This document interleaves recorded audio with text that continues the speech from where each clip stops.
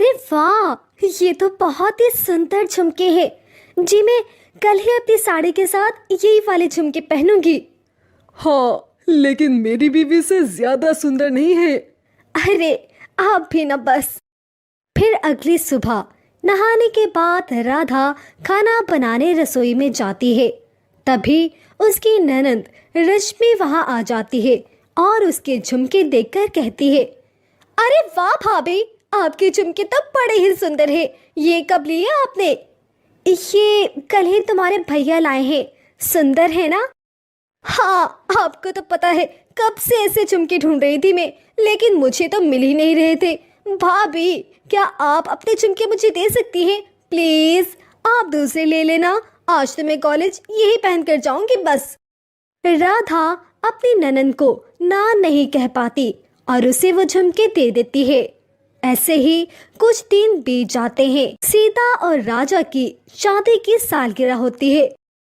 सालगिरह की बहुत बहुत बधाई हो बेटा, सदा खुश रहो तुम दोनों। अब चलो भी भैया भाभी, बाहर चलकर अपनी शादी की सालगिरह का केक काट लो। सब इंतजार कर रहे हैं। हाँ हाँ, चलो सीता।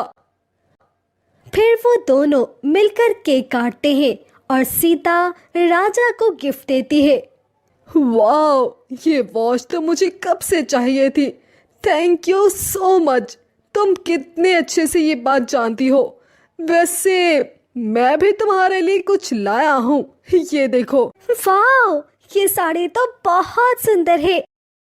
और बहू, ये तेरे लिए कंगन मेरी तरफ से। थैंक यू माँ जी, थैंक यू सो मच। ये तो बहुत ही सुंदर है इस साड़ी के साथ। कि अब रश्मि की नजर साड़ी और कंगन पर होती है। सचमुच ये तो बड़े ही सुंदर है। कुछ दिनों के बाद ये साड़ी तो मैं हथिया ही लूंगी। फिर कुछ दिनों के बाद, भाभी, वो आपकी साड़ी और कंगन मुझे चाहिए थे। वो क्या है ना कि मेरे कॉलेज में फंक्शन है तो मुझे वो पहनना था। बेचारी सीता ने अभी तक साड़ी एक बार भी नहीं पहनी थी और फिर बड़े भारी मन के साथ साड़ी और कंगन उसे दे देती है। ऐसे ही कुछ दिन बीत जाते हैं। एक रोज सीता अपने मायके में 4 दिन रहने जाती है। फिर लौटते समय सीता की माँ कहती है, ये ले बेटा, ये सूट तेरे लिए। इनमें से पसंद कर ले जो चाहिए, बाकी मैं दुकान वाले को लुटा दूंगी। हर बार कहती है, माँ ये सूट थोड़े हल्के दिखते हैं, इसका डिजाइन अच्छा नहीं। इसीलिए दुकान वाले से कहकर ये सूट उठा लाई। अब इनमें से कोई 2 तू रख ले, बाकी मैं उसे वापस कर दूंगी। सास और ननंद के लिए सूट तो मैंने पहले ही लेकर रख दिए थे। ओह अच्छा, वैसे माँ जी, मुझे ये वाला और ये वाला पसंद है, इन्हें मैं रख रही हूँ। सीता, अब चल भी, देर हो रही है। अच्छा माँ जी, मैं चलती हूँ। अरे आते रहना बेटा। सीता वो सूट लेकर ससुराल वापस आ जाती है। बहू, तू जब से मैके गई है ना, मेरा तो दिल ही नहीं लग रहा था। अच्छा किया राजा बेटा, इसे तू वापस ले आया। लेकिन बहू, तू लेकर तो छोटा बैग गई थी, फिर इतना बड़ा बैग।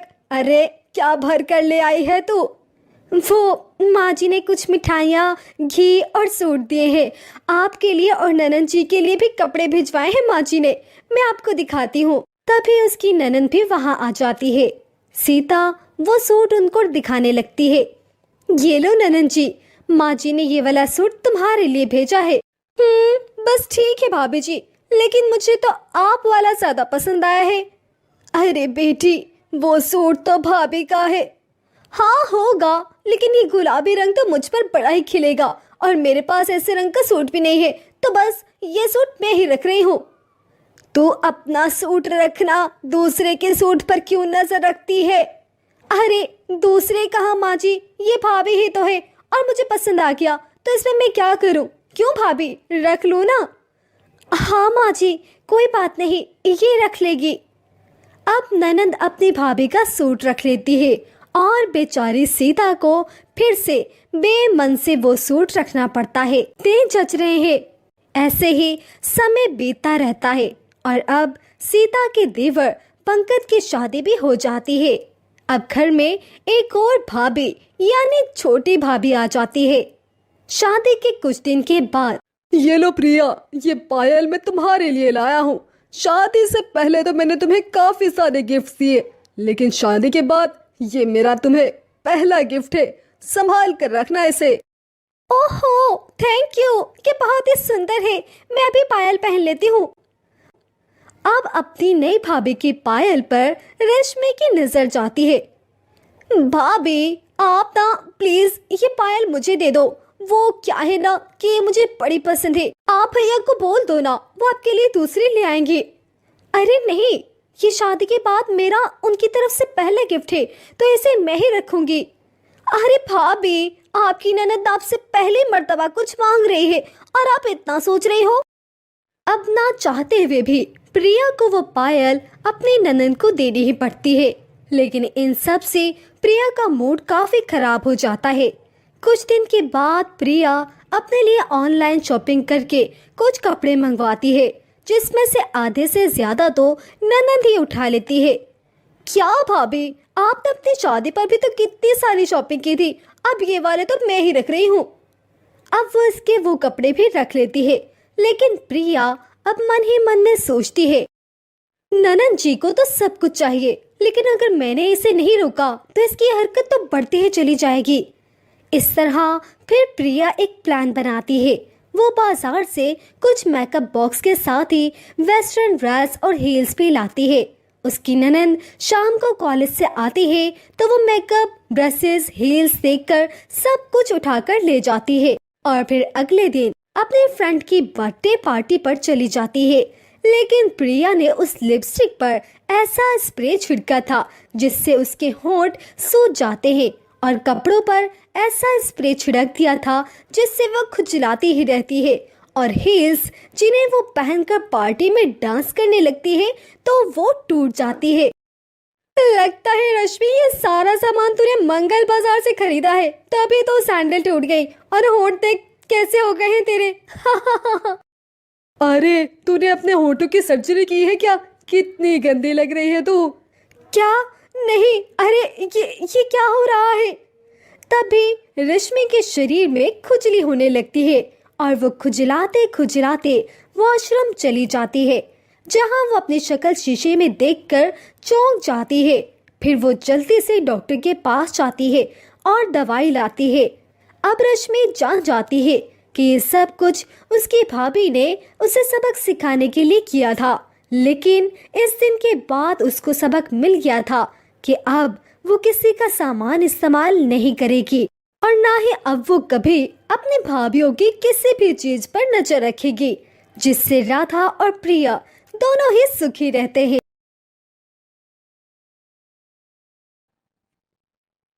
नैना मैम, आज सैटरडे है और कल संडे। कसम से संडे की खुशी तो बस नेक्स्ट लेवल की होती है। मैं तो बहुत इंजॉय करती हूँ। आपका क्या प्लान होता है संडे के लिए नैना मैम? अरे मोना, क्या प्लान होना है, संडे भी बस काम में ही निकल जाता है। तुम अपना बताओ। मैं तो संडे को बहुत इंजॉय करती हूँ। माँ से कहकर अपनी फेवरेट डिश बनवाती हूँ, पार्लर जाकर स्किन केयर करवाती हूँ, फिर अपनी फेवरेट मूवी देखती हूँ और फिर 2 घंटों के लिए दोस्तों के साथ घूमने निकल जाती हूँ। मुझे संडे तो जन्नत की तरह लगता है। मैं संडे को बहुत बहुत इंजॉय करती हूँ। बाकी दिन तो लगता है मैं कोई मजदूर हूँ। हाँ, एंजॉय करो। अभी तुम ऐसा इसलिए कह रही हो क्योंकि अभी तुम्हारी शादी नहीं हुई ना। शादी करो, फिर तुम्हें आटे दाल का भाव भी पता चल जाएगा। अपने लिए तो टाइम ही नहीं मिलता। आप तो मुझे डरा रही है ना मैम। शादी के नाम से भी अब डर लग रहा है मुझे तो। अरे ऐसा कुछ नहीं, शादी के बाद लाइफ बिजी हो जाती है, लेकिन हॉरिबल नहीं। और मैं सोच रही हूँ कल टाइम निकालकर हेयर कट करवा लूँ। तो ठीक है ना, फिर कल आप मेरे साथ ही पार्लर आ जाएं। आप अपना हेयर कट करवा लेना। चलो देखते हैं। अब मैं निकलती हूँ, काफी देर हो गई है। नैना जाने ही लगती है कि स्कूल बॉय आकर उसे रोक लेता है। नैना मैम, आपको प्रिंसिपल मैम बुला रहे हैं। मुझे बुला रही है? ये तो जाने का वक्त हो गया है ना। उनको कुछ जरूरी काम है आपसे, आप चले। नैना को समझ नहीं आ रहा था कि इस वक्त प्रिंसिपल मैम उसे अपने ऑफिस में आखिर क्यों बुला रही है। हैरान परेशान वो प्रिंसिपल के ऑफिस में जाती है।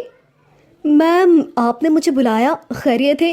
मैं तो साइन आउट करके निकलने ही वाली थी। हाँ, अच्छा हुआ आप आ गई। वैसे भी सैटरडे को सबको ही स्कूल से निकलने की बहुत जल्दी होती है। ये कुछ मैथ्स के टेस्ट है, आप संडे को चेक कर लेना। लेकिन मैम, संडे को तो छुट्टी होती है ना? छुट्टी है तभी तो कहा टेस्ट चेक कर ले। भाई, आपकी स्कूल की तरफ भी कोई रिस्पॉन्सिबिलिटी है कि नहीं? वैसे सब टीचर छुट्टी के बाद आधा घंटा इधर रुकते हैं, लेकिन आप इसके लिए भी मना कर देती हो। नैना जानती थी कि प्रिंसिपल से बहस करना फजूल है, इसीलिए वो चुपचाप कॉपीज का बंडल उठाकर अपने घर के लिए निकलने लगती है कि उसके पति सूरज की कॉल आ जाती है।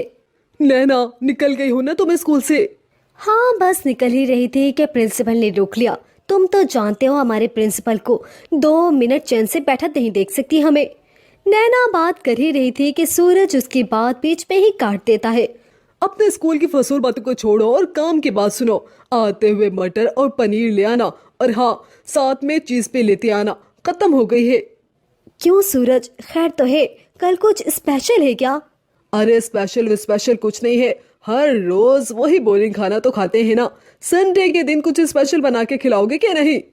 अच्छा ठीक है, मैं ले आऊंगी। सूरज ने फोन रखा ही था कि बड़ी बेटी पूजा का फोन आ जाता है। मम्मी, आप चीज लेकर आ रहे हो ना? क्या बात है भाई, आज सब चीज का कर रहे हैं क्या? मम्मी यार, मुझे सबका नहीं पता, बस आप चीज ले आओ। मैं कल चीज पराठा ही खाऊंगी बस। अच्छा भाई, ले आऊंगी, रखो फोन। संडे सबके लिए स्पेशल होता है, एक मेरे लिए ही स्पेशल नहीं। पता नहीं मेरे लिए कब स्पेशल। और फिर नैना अपने घर आ जाती है।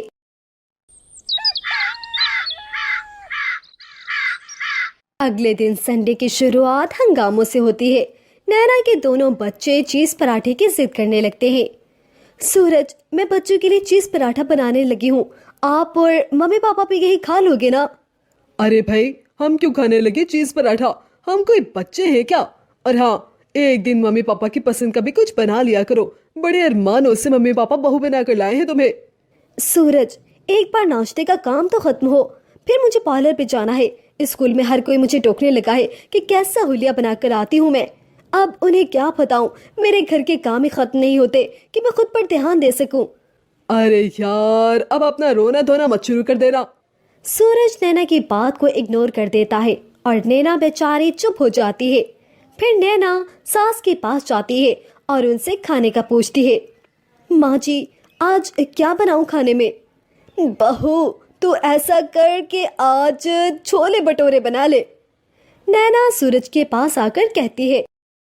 सूरज, माँ ने छोले भटूरे बनाने को कहा है। रात को मैंने छोले भिगो दिए थे कि आज छोले चावल बना लूंगी और जल्दी जल्दी काम खत्म हो जाएगा और फिर पार्लर चली जाऊंगी। शक्ल देखो मेरी कैसी बेरौनक हो गई है, लेकिन किसी को एहसास ही नहीं है। बस भी कर दो यार अपनी ये बहानेबाजी। एक तुम ही नहीं हो जो घर के काम करती हो। फर्क ये है कि तुम आलसी हो। सारा हफ्ता तुम्हारे बहाने होते हैं कि मैं काम नहीं कर सकती। एक संडे का दिन होता है, उसमें काम करना पड़ जाए तो तुम्हारी तो शिकायतें ही खत्म नहीं होती। ये सुनकर नैना की आंखों में आंसू आ जाते हैं। वो चुपचाप किचन में जाकर छोले भटूरे बनाने लगती है। नाश्ता खत्म होते होते 11 बज जाते हैं। तभी नैना देखती है कि सूरज हाथ में गाड़ी की चाबी घुमाए बाहर की तरफ जा रहा था। सूरज, बात तो सुने जरा। अबे यार, एक तो तुम्हारी ये टोकने की आदत है ना, बहुत बुरी लगती है मुझे। बोलो, क्या काम है अब? सूरज, बच्चों को स्कूल के प्रोजेक्ट्स मिले हैं, आप प्लीज उनकी हेल्प करवा दो। अच्छा, टीचर तुम हो और प्रोजेक्ट मैं करवाऊं? पूरा हफ्ता मैं बॉस के ऑर्डर सुनता हूँ, ये एक ही दिन होता है मेरे पास। तुम ना मुझे अपने ऑर्डर मत सुनाया करो प्लीज यार। ये कहकर सूरज वापस से चाबी हाथ में घुमाए मजे से घर से बाहर निकल जाता है। मम्मी, हमने नाश्ता कर लिया है, अब यहाँ आओ ना, हमारे प्रोजेक्ट में हेल्प करवाओ। बेटा, तुम शुरू तो करो, तुम्हें जिधर भी मुश्किल आएगी मम्मी है ना बताने के लिए। हाँ थे मम्मा, पापा से कहो तो कहते हैं मम्मा से पूछो, आपको कहती हूँ तो आप बहाने करती हो। सब मुझे कहते हैं कि तुम तो चुटकी बजाती होगी और तुम्हारा प्रोजेक्ट हो जाता होगा, क्योंकि तुम्हारी मम्मा तो टीचर है ना। लेकिन उन्हें क्या पता कि मेरी टीचर मम्मा के पास तो मेरे लिए वक्त ही नहीं है। अरे बेटा ऐसा नहीं है, तू तो मेरी समझदार बच्ची है ना, तो शुरू तो कर, मैं तेरी हेल्प जरूर करवाऊंगी बेटा। नैना ये कह ही रही थी कि अचानक से उसके सास का फोन बजने लगता है। अरे नैना इधर आ, जरा मुझे मेरा फोन तो पकड़ा दे, मेरे से उठा नहीं जा रहा है भाई।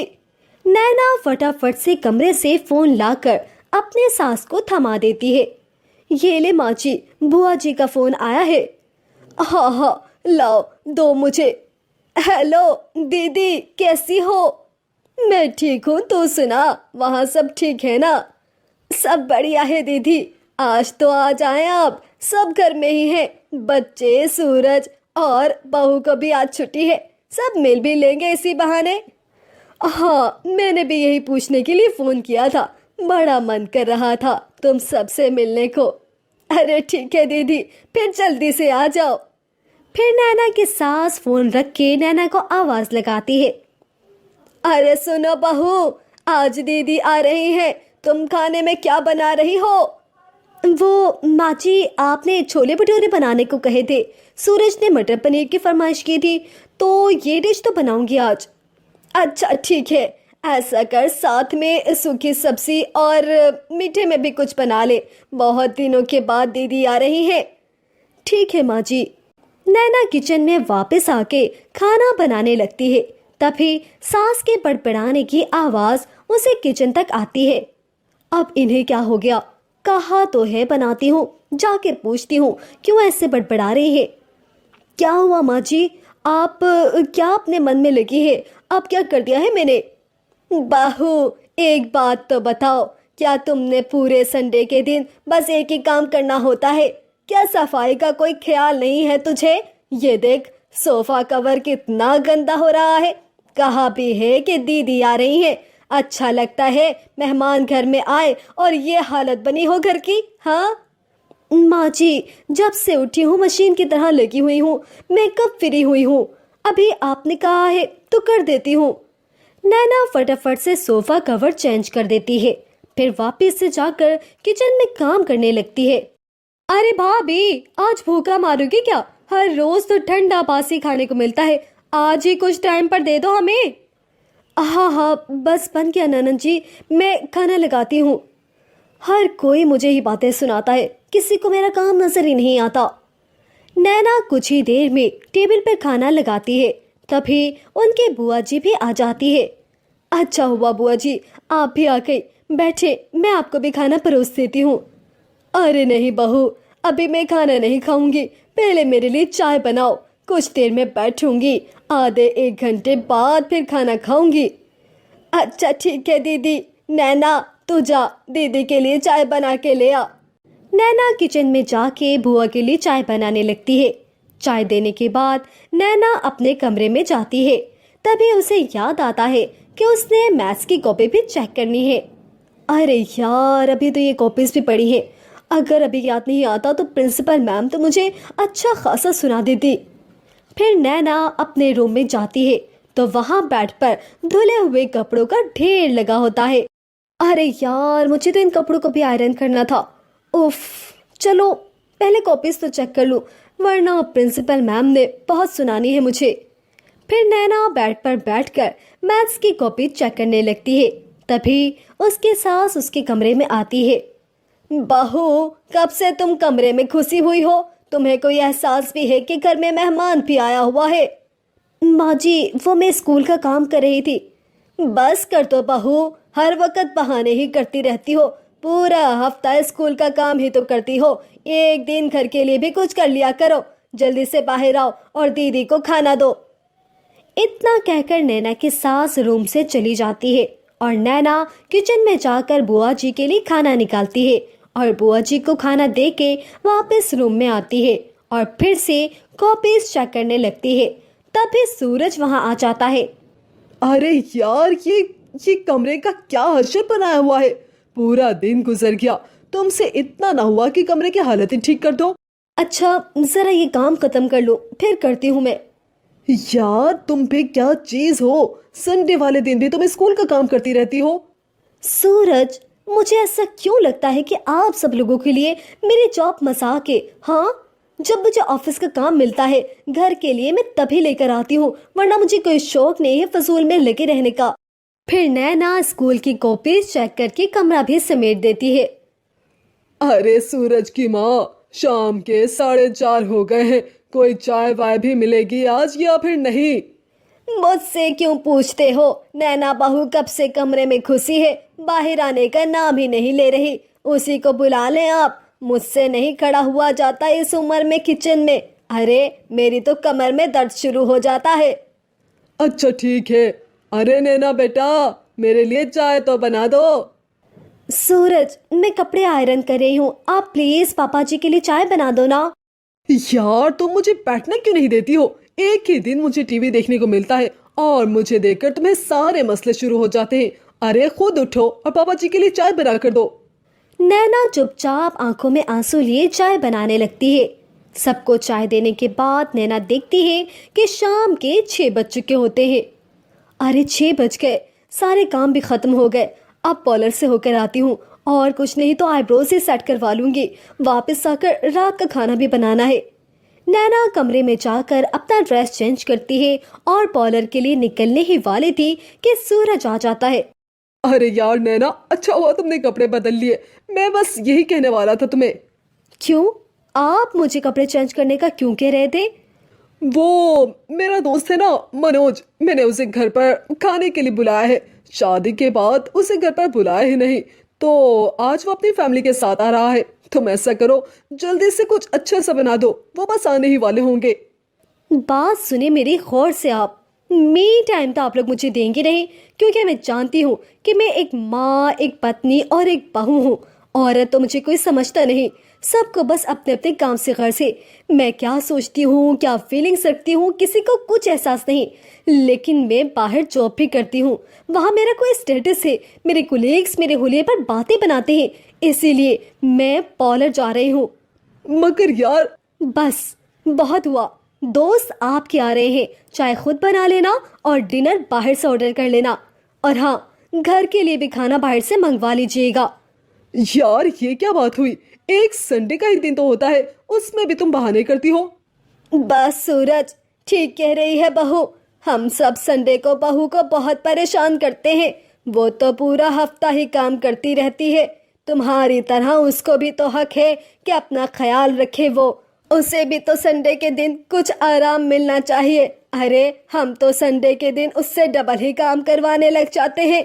नैना बेटा, तू जा आराम से, कोई तुझे नहीं रोकेगा। सूरज अपनी माँ की बात का कोई जवाब नहीं दे सकता था, इसीलिए सर मजबूरन हाँ में हिला देता है।